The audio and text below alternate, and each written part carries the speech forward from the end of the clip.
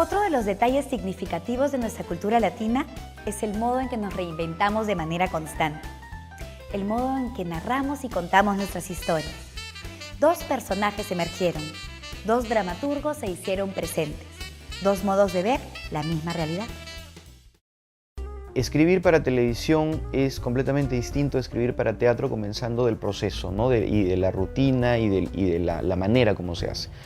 La televisión trabaja evidentemente con plazos muy claros, con necesidades muy claras, y ahí la regla de oro es el escritor tiene que estar de acuerdo con el productor o la productora, porque son las dos personas que van a manejar en realidad todo el proceso. La realidad que tengo yo es que yo trabajo en televisión, por lo tanto escribo por las mañanas y tardes televisión, y por las noches puedo escribir la obra de teatro con toda tranquilidad que yo quiera, ¿no? Es decir, puedo escoger libremente el tema, puedo inspirarme en realmente, ya sea una pintura, una obra de teatro, una película, una situación vivida, ¿no? Sin pensar un poco en que debo escribir algo que necesariamente tenga que gustar al espectador. Yo saco muchas historias de los libros de historia, de la historia de tanto del Perú como de América Latina. Saco mucho material de los eventos que leo en el periódico, lo que pasa en las noticias.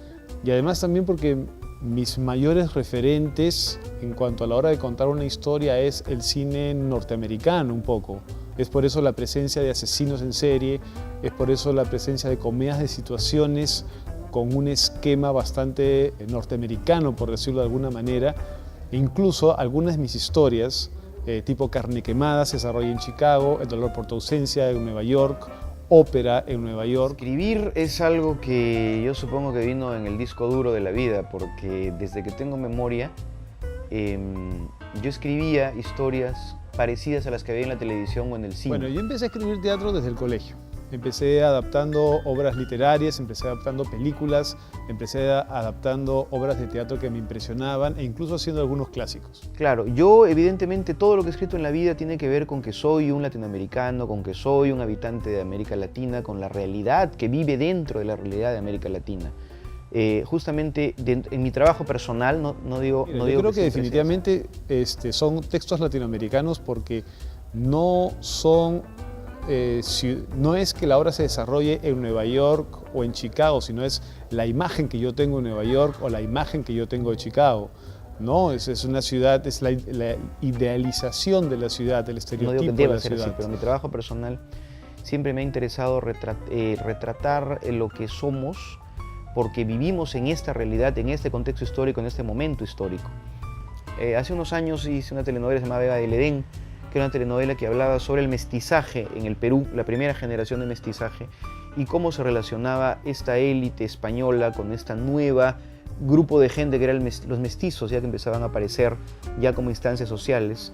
Y eso, por ejemplo, es una cuestión que tiene que ver con el choque de cultura que ha existido en nuestro continente desde el 1500, ¿no? Del siglo XVI. De que en todo caso, más que hablar sobre los problemas de una ciudad, los problemas de Nueva York, de Chicago, de cualquier otra gran urbe, lo que hago es hablar un poco del ser humano, de la humanidad de cada uno de los personajes, de los problemas que son universales a cualquier habitante de cualquier ciudad del mundo, ¿no? Me pongo mucho a pensar en Jaime Nieto como espectador, ¿no? Es decir, yo a la hora de ver la obra, ¿qué me gustaría ver? ¿Qué me gustaría Creo que escuchar? el escritor debe tener o debe tratar de cultivar es la capacidad de ponerse en el lugar del otro. Lo que a mí me interesa mucho es de que el público salga siempre pensando, creyendo que ha visto algo nuevo, ¿no? Las historias están casi todas contadas, ¿no? Entonces es más o menos cómo las cuentas, ¿no? Que puede gustarle o disgustarle al público. Creo que ninguno de nosotros hace arte para ser infeliz. Una misma realidad y dos enfoques totalmente diferentes. Esa es nuestra principal fuente de riqueza.